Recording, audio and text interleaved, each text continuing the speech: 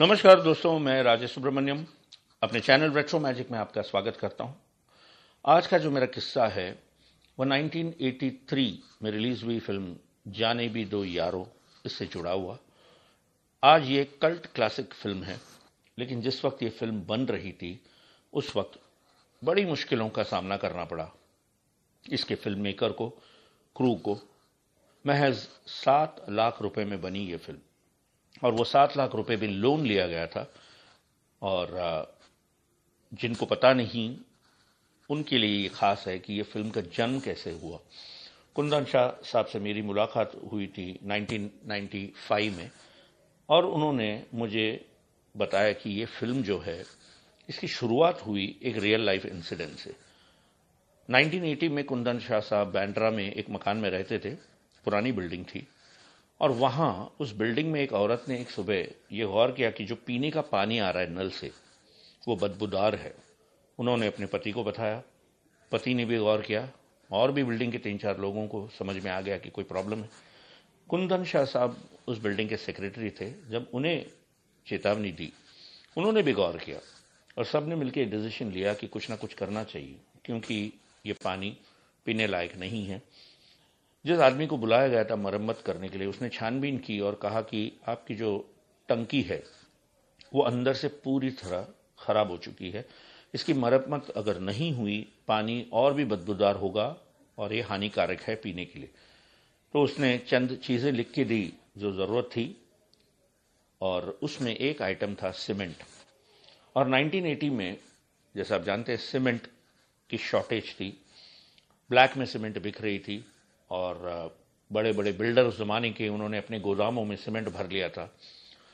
तो सीमेंट मिलना मुश्किल हो गया, और जब सीमेंट मिलना मुश्किल हो गया और इतनी बड़ी प्रॉब्लम जहां पानी का इशू था, पीने का पानी, तो कुंदन शाह साहब और उसके बिल्डिंग के 3-4 लोगों ने उस जमाने के chief minister of Maharashtra AR Antule साहब से अपॉइंटमेंट ली।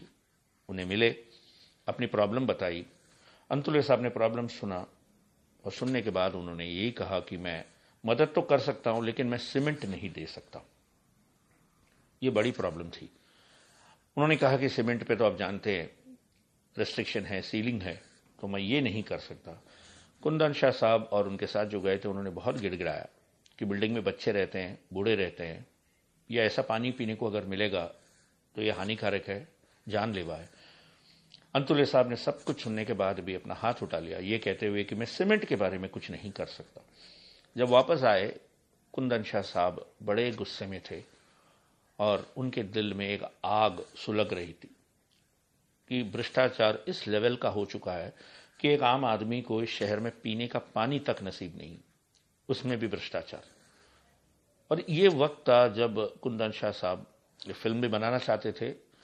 तो यहां से शुरू होती है जाने भी दो यारो, ये फिल्म की कहानी। उन्होंने अपने 2 अजीज दोस्त विनोद चोपड़ा और सुधीर मिश्रा साहब को ये आइडिया सुनाई, उन्हें बहुत अच्छा लगा। और फिल्म के जो मुख्य 2 किरदार हैं उनके नाम भी उन्होंने रख दिया, विनोद और सुधीर। और फिल्म जैसे मैंने कहा बड़ी मुश्किल से बनी, 7 लाख रुपए में। सारे आर्टिस्ट ने कोऑपरेट किया। कहते हैं नसीरुद्दीन शाह ने सिर्फ 11,000 रुपए लिए, वो हाईएस्ट पेड एक्टर थे। और फिल्म आज कल्ट क्लासिक है। उस जमाने में यह फिल्म बिक नहीं रही थी। एक थिएटर में रिलीज हुई और धीरे धीरे वर्ड ऑफ माउथ स्प्रेड हुई और लोग फिर थिएटर में जाने लगे।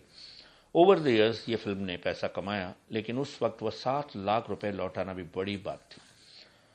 जाने भी दो यारो एक सीरियस फिल्म बन सकती थी।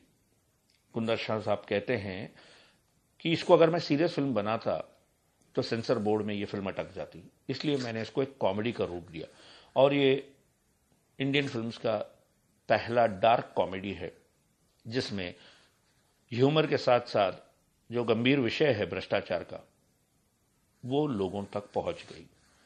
ये फिल्म आज भी मशहूर है, आज भी लोग देखते हैं। लेकिन सलाम कुंदन शाह साहब और इनके एंटायर क्रू को कि ऐसे वक्त पे एक फिल्म बनाई जो आज तक यादगार है। मेरा किस्सा यहीं मैं समाप्त कर रहा हूं आज, इसी उम्मीद के साथ कि आपको अच्छा लगा होगा। अगले किस्से में मिलते हैं, तब तक के लिए गुड बाय।